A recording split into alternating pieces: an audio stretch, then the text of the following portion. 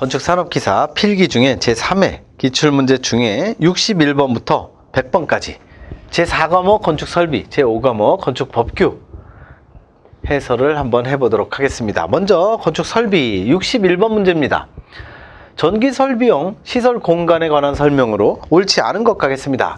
4번 보시면 주요 기기에 대한 반입 반출 통로를 확보하되, 확보하는 거는 전혀 잘못될 게 없죠. 외부로 직접 출입할 수 있는 반출 입구를 설치해서는 안 된다? 당연히 설치한다가 좋은 거죠.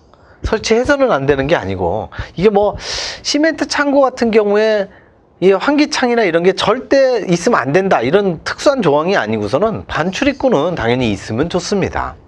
이거는 일반적으로는 대부분 있는 거고요. 62번 갑니다. 호텔의 주방이나 레스토랑의 주방 등에서 배출되는 배수 중에 유지분이 뭐냐? 유지분이 바로 기름입니다. 기름, 지방을 얘기하는 거죠. 기름이나 지방을 포집하기 위해 사용되는 거, 요거 그리스 포집기입니다. 이 그리스가 나라의 그리스를 얘기하는 게 아니죠. 이게 영어 그리스입니다. 이 그리스 기름을 얘기하는 거예요. 왜 기계 같은 거 공장에 이렇게 베어링이나 착착착착 돌아가는 거라든지 이렇게 마찰을 일으킬 때 마찰 일으키지 말라고 하는 윤활 액체가 아니라 윤활 고체입니다. 고체. 그러니까 한마디로 찐덕찐덕한 기름. 그게 바로 그리스입니다. 그 그리스를 포집하는 거, 기름을 포집하는 거. 그래서 그리스 포집기 되겠습니다. 이렇게 보시면 되고, 63번 갑니다. 환기 설비에 관한 설명으로 옳지 않은 것 갑니다. 1번, 환기는 복수의 실을 동일 계통으로 하는 것을 원칙으로 한다.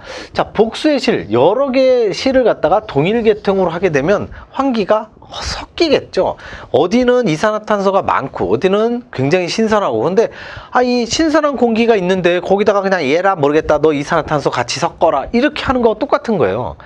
단독 배기 계통으로 하는 것을 원칙으로 합니다. 그러니까 환기를 왜 하겠습니까? 뭔가 이산화탄소가 많든지 오염이 된 실이 있으니까 배기를 하는 거죠. 그렇기 때문에 단독 배기를 하는 걸 원칙으로 한다는 거, 절대 복수의 실을 섞지 않습니다.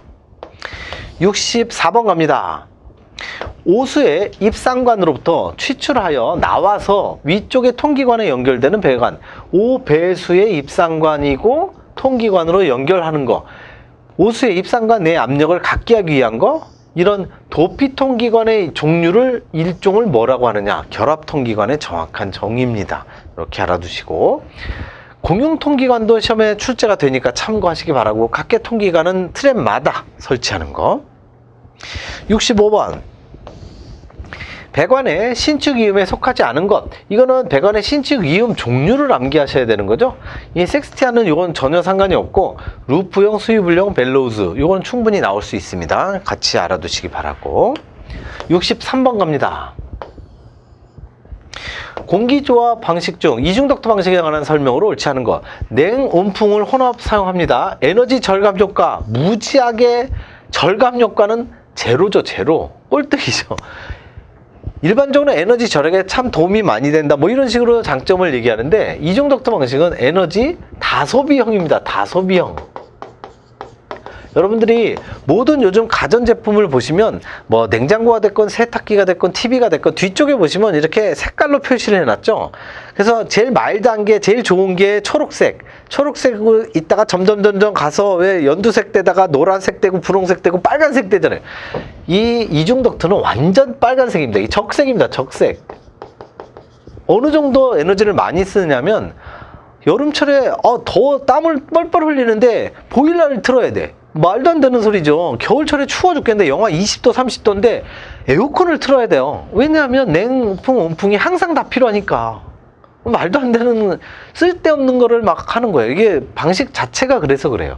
그래서 이중덕트는 절대 소규모에 사용하지 않습니다. 굉장히 대규모실에 굉장히 고급 사무소 이런 데에 쓰게 돼 있죠. 참고하시기 바라고. 이중덕트는 에너지 절감 효과가 적은 정도가 아니라 빵이다, 에너지 다소비형이다, 이렇게 보시면 됩니다. 67번, 오수 정화조의 설치에 관한 설명으로 옳지 않은 것. 3번 보시면 건물로부터의 배수가 펌프에 의해서 유입이 된다, 펌프 없이 유입이 된다. 펌프에 의해서, 이게 아닙니다. 배수가 바로 그냥 자연적으로 유입될 수 있도록 한다. 이게 바로 오수정화조예요. 왜 그럴까요? 이유를 잘 생각해 보시면, 자, 오수정화조, 이 말이 좀 근사해서 그렇지, 거의 대소변이 다 섞이는 겁니다. 대소변, 샤워물 다 섞이는 거. 근데 주로 샤워물 같은 경우는 그냥 배수, 일반적인 하수로 갈 수 있는데, 뭐 설거지물이나 상관없는데, 대소변이 섞이는 거. 대소변을 펌프로 의해서 뭐를 유입을 시킨다? 그럼 그 펌프는 뭐가 되겠어요? 완전히 막 대소변이 막 범벅이 될 거 아니에요. 절대 펌프에 의해서가 아니라 펌프 없이 자동으로 들어간다. 이렇게 꼭 보시면 됩니다. 68번 갑니다. 난방부하 계산에서 일반적으로 고려하지 않는 거 갑니다.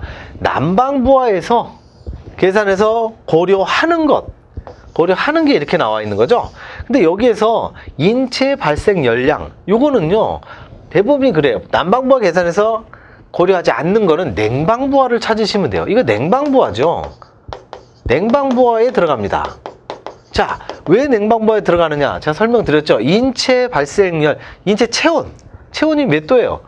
1년에 365일 생각하라고 말씀드렸죠. 36.5도씨입니다. 아마 이게 굉장히 어려운 거였었는데, 뭐 우리 코로나 한번 전 세계가 다 앓고 나더니 전 세계에 있는 사람들이 전부 다 인간의 체온을 다 알게 돼 있어요. 워낙 자주 재니까. 36.5도씨. 그런데 우리가 항상 쾌적하다고 느끼는 온도, 끼케야 25도입니다. 그러니까 25도가 더 낮잖아요. 낮으니까 냉방부하에 들어갑니다. 에어컨을 틀어야죠. 에어컨을 틀어서 밑으로 내려가야 되기 때문에 난방부하가 아닌 냉방부하로 들어갑니다. 그래서 난방부하 계산해서 고려하지 않는 거 찾아라 하면 냉방부하에 해당되는 거 고르면 되는데, 대부분이 인체 발생 열량이다. 이렇게 보시면 됩니다. 69번 갑니다. 급수배관 개통 중에 에어 챔버, 공기실을 설치하는 주요 목적, 수격작용 방지죠. 공기실은 수격작용 방지. 그리고 우리 건축 기사에서는 주로 많이 나오는 게 공기실도 나오지만 공기 빼기 밸브도 나옵니다. 공기 빼기 밸브, 이 배수의 흐름을 원활하게 하기 위해서. 뭐 거의 비슷한 내용이죠. 땅땅땅 소리 나는 수격작용 방지하기 위해서 에어 챔버. 이게 기본적으로 이상 충격압에 의한 거니까 한마디로 압력을 고르게 하는 거예요. 압력을 고르게 해서 소리 안 나게 한다. 어쨌든 수격작용 방지, 그렇게 기억하시면 되고요. 70번 갑니다. 명시적 조명에 좋은 조명 조건으로 옳지 않은 것 갑니다.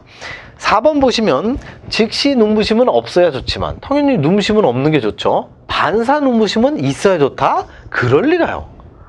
눈부심은 무조건 즉시든 반사든 무조건 없어야 돼요. 의무.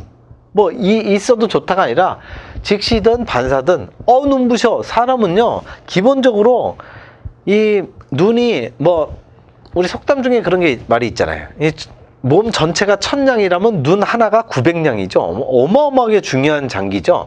그렇기 때문에 이 눈에 들어오는 빛이 조금이라도 즉시든 반사든 눈부심이 일어나면 불쾌, 눈부셔 하고 눈을 자동으로 감게 돼 있어요. 이게 사람의 본능입니다. 그렇기 때문에 당연히 우리 항상 뭐든지 볼 때는 뭐 좀 아름답게 꾸기고 보기 좋게 하고 이렇게 상품을 진열하게 되는데, 눈부심이 있었다, 즉시나 반사의 눈부심이 있다, 큰일 납니다. 눈을 감게 되고 불쾌감을 느껴서 안 사. 그러니까 당연히 그걸 반드시 피해야 되는 거죠.